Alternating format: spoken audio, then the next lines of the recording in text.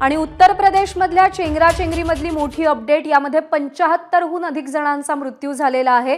भोलेबाबांच्या सत्संगादरम्यान मृत्यू तांडव पाहायला मिळाले।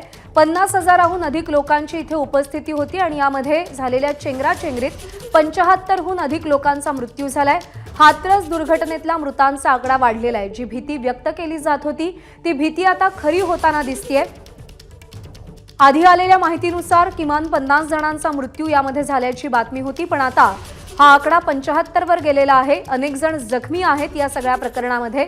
भोलेबाबांचा सत्संग प्रवचन ऐकण्यासाठी हजारोंच्या संख्येने इकडे भाविकांनी गर्दी केलेली होती आणि यामध्ये 75 लोकांचा मृत्यू झाल्याची बातमी आता हाती येतेय। भोलेबाबांच्या सत्संगाला जाणं या भाविकांच्या जीवावर बेतलंय। हजारोंच्या संख्येने इकडे गर्दी झालेली होती, पण कदाचित या गर्दीचं योग्य रीतीने नियोजन केलं नाही आणि त्यामुळे इकडे चेंगराचेंगरी झाली। या चेंगराचेंगरीत 75 जणांचा मृत्यू झालाय। एबीपी माझा, उघडा डोळे बघा नीट।